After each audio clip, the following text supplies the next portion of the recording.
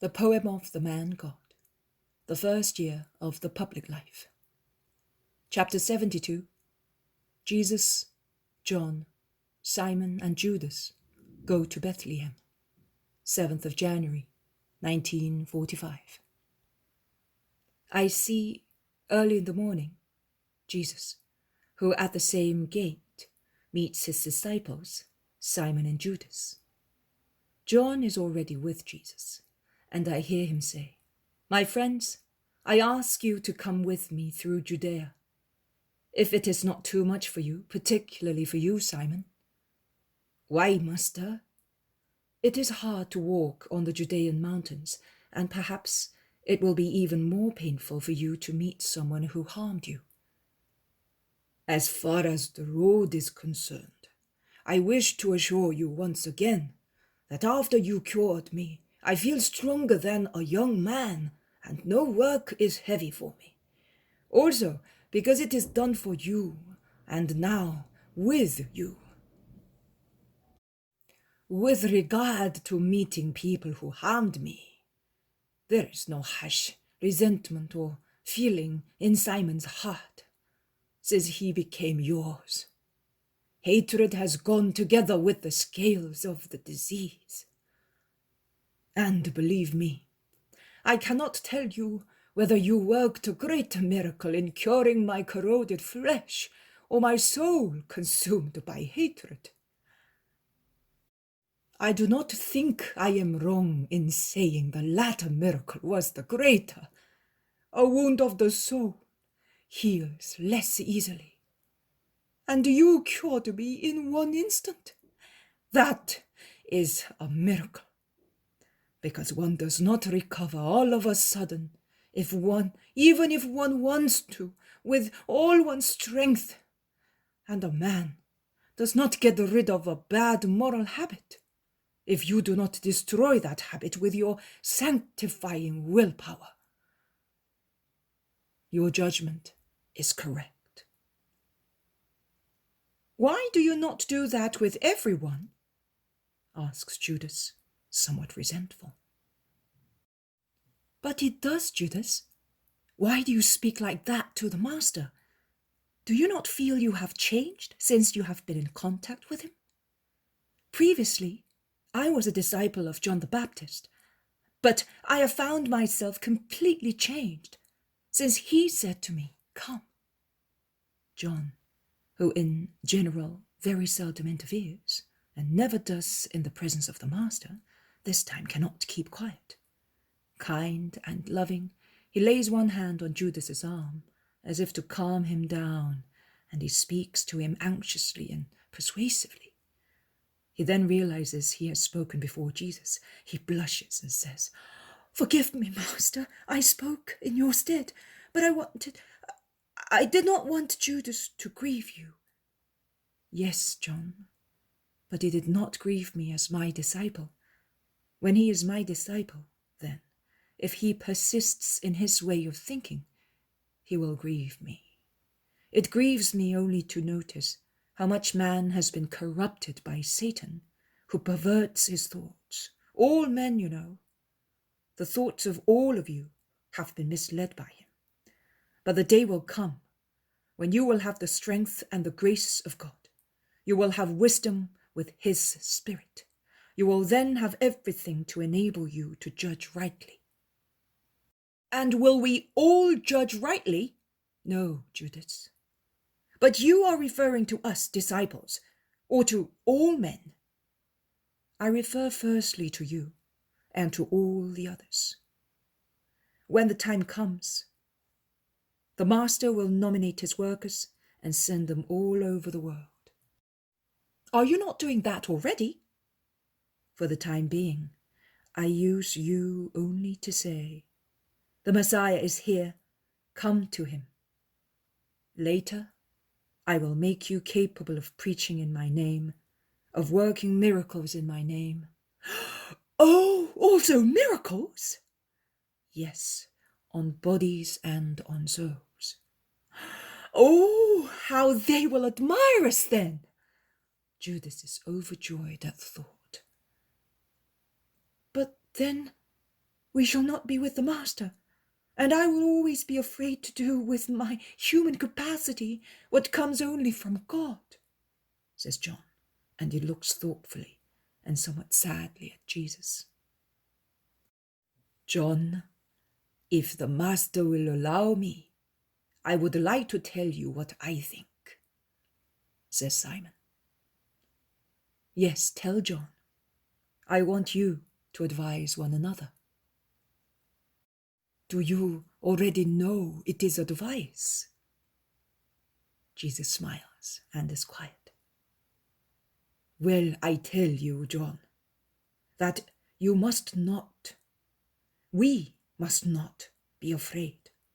Let us found upon his wisdom of a holy Master and upon his promise. If he says, I will send you, it means that he knows that he can send us without any fear that we may do harm to him or to ourselves. That is to the cause of God. That is so dear to each of us, like a newlywed bride.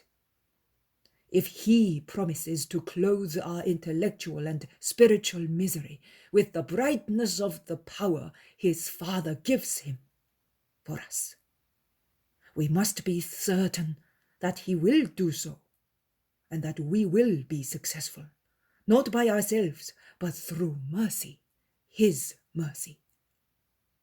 All this will most certainly happen, providing our deeds are free from pride and human ambitions. I think that if we contaminate our mission, which is entirely a spiritual one, with earthly ingredients, then also Christ's promise will no longer stand, not because of any inability on his part, but because we will strangle such ability with the rope of pride. I do not know whether I have made myself understood. You have spoken very clearly. I am wrong. But, I think that after all, to wish to be admired as the Messiah's disciple, so close to him as to deserve to do what he does, is the same thing as wishing to increase even more the powerful figure of Christ among people. Praise to the Master who has such disciples. That is what I mean, answers Judas. What you are saying is not entirely wrong, but see, Judas, I come from a caste which is persecuted because it misunderstood what and how the Messiah should be. Yes, if we had waited for him with the correct vision of his being, we would not have fallen to errors, which are blasphemy against the truth and a rebellion against the law of Rome, so that we have been punished both by God and by Rome. We fancied Christ as a conqueror who would free Israel, as a new Maccabeus, greater than the great Judas. Only that. And why? Because rather than have regard to the interest of God, we took care of our own interests, of the fatherland, of the people. Oh, the interests of the fatherland are most certainly sacred. But what are they when compared to eternal heavens? In the long hours of persecution first, and then of isolation, when I was a fugitive, I was compelled to hide in the dens of wild beasts, sharing food and bed with them, to escape Roman power, and above all, the impeachments of false friends. Or when, waiting for death, I was already foretasting the savour of the sepulchre in the cave of a leper. How much did I meditate, and how much did I see? I saw the figure of the Messiah, yours, my humble and good master, yours, master and king of the spirits, yours, O Christ, Son of the Father, leading to the Father, and not to the royal palaces of dust, nor the deities of mud. You, oh, it is easy for me to follow you, because, forgive my daring, which avows itself to be correct, because I see you as I thought of you. I recognize you. I recognized you at once. No, it was not a question of meeting you, but of recognizing one whom my soul had already met.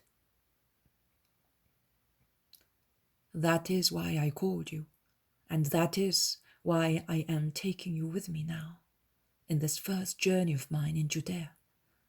I want you to complete your recognition, and I want also these, whom age makes less capable of reaching the truth by means of deep meditation.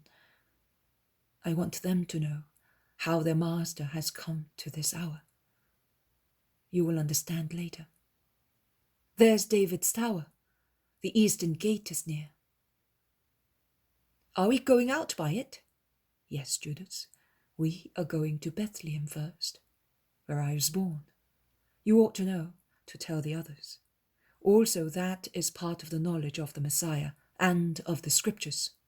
You will find prophecies written in things, not as prophecies, but as history.